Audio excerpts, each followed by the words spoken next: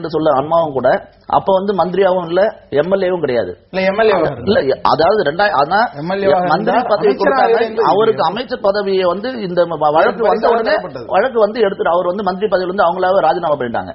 ஆனா இது மாதிரி இந்த இதே எஸ்ஐடி தான் நரேந்திர மோடி அவர்களை குற்றமற்றவர், எதிலுமே சம்பந்தம் இல்லாதவர், இதுக்கு எந்த விதமான இதுவும் கிளீன் சிட் கொடுத்தது இதே எஸ்ஐடி தான் நரேந்திர மோடிக்கும். அந்த தீர்ப்பை அவர் ஏத்துக்கிறாருன்னு சொன்னா அப்ப இந்த தீர்ப்பை நாங்க எடுத்துக்கிறோம். அதுதான் நான் சொல்ல வரேன். இல்ல இப்ப இந்த பிரச்சனையில அரசு செயல்படாமல் இருந்தது அப்படிங்கறத வலியுறுத்தி காங்கிரஸ் கட்சியில இருந்து பிரச்சனையை இன்னும் அதிகமாக எழுப்புறாங்க. நீங்களும் கிட்டத்தட்ட அதே நிலையை தான் வலியுறுத்துறீங்க. அரசு செயல்படாமல் இருந்ததுன்னு சொல்ல, இது ஸ்டேட் ஸ்பான்சர்ட் டெரரிசம். அரசு செயல்பட்டது அநீதியாளர்களை ஊக்குவிக்கும் வகையில, முஸ்லிம் படுகொலைகளை ஊக்குவிக்கும் வகையில செயல்பட்டது. சொல்றாரு. இந்த கலவரம் ஏற்பட்டதுக்கு காரணம் அப்பாவி கரசே அவர்களை 60 பேரை அநியாயமாக கொலை பண்ணதுக்கான ரிட்டாலியேஷன் தான் இது, திருப்பி பண்ணதுதான் இது.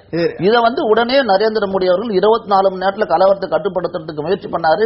அவரே அவருடைய ஸ்டேட்மெண்ட்ல சொல்லியிருக்காரு, என்னுடைய செய்தி சூரத்துக்கு போறதுக்கு முன்னாடி தொலைக்காட்சியினுடைய லைவ் சேனல்ஸ் போய் வேற விதமா அங்க செய்தியை பரப்புறாங்க, அவருடைய டிஆர்பி ரேட்டிங் இன்க்ரீஸ் பண்றதுக்காக. முஸ்லிம்கள் என்று சொன்னால் நீங்கள் இதை செய்யுங்கள், அதை செய்ததும் இந்துத்துவத்தின் சதி வேலை. எல்லாத்துக்குமே இந்த உலகத்தில் நடக்கிற அனைத்து விஷயத்துக்குமே இந்துத்துவான்னு நீங்க சொல்லிக்கலாம், அதை பத்தி கவலை இல்லை. ஆணையம் சொன்னது உங்க பானர்ஜி லல்லு பிரசாத் யாதவ் போட்ட பானர்ஜி ஆணையம் இது விஸ்வ இந்து பரிஷத்தின் வேலை என்று சொன்னார். இது தீர்ப்பு குஜராத் கோத்ரா கலவரத்துல எதுக்கு கரசே அவர்களை பெட்டிக்குள்ளார தூக்கி போட்டு கொளுத்தி அதை தகராறு வெளியில வந்தவன தூக்கி போட்டு கொளுத்திருக்காங்க. அப்பயும் கூட மோடி அவர்கள் ராணுவத்தை அழைத்திருக்காரு. ராணுவம் வருவதற்கு தாமதமாக இருக்குதே தவிர மோடி அவர்கள் மேல எந்த தப்பும் இல்ல. அவர் ஆரம்பத்திலிருந்து சொல்றாரு, நான் மன்னிப்பு கேட்கணும் அவசியம் இல்ல.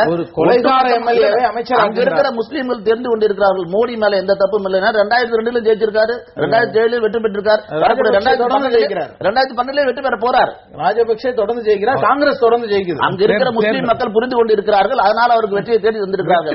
வெளியில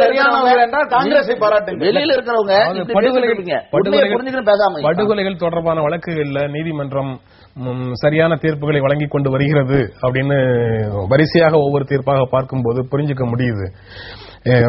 குஜராத்தை பொறுத்த வரைக்கும் நரேந்திர மோடி மேல நேரடியாக எந்த விதமான குற்றச்சாட்டும் வரலன்னாலும் கூட அவருக்கு நெருக்கமாக இருந்த காவல்துறை அதிகாரிகள் வன்சாரா, ராஜ்குமார் பாண்டியன், அப்புறம் அமித்ஷா போன்ற பலர் சிறையில் இருக்கிறதையும் பார்க்க முடியுது.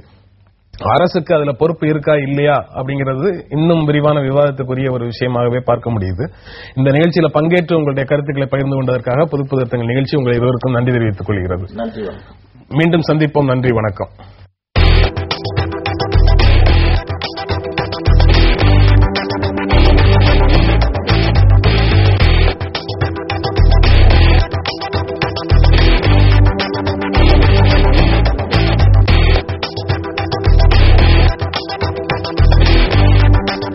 இந்நிகழ்ச்சியை பற்றிய உங்கள் கருத்துக்களை பதிவு செய்ய வேண்டிய இலவச தொலைபேசி எண் 180052555858 அல்லது feedback@pudiyatalamurai.tv என்ற முகவரிக்கு மின்னஞ்சல் செய்யலாம்.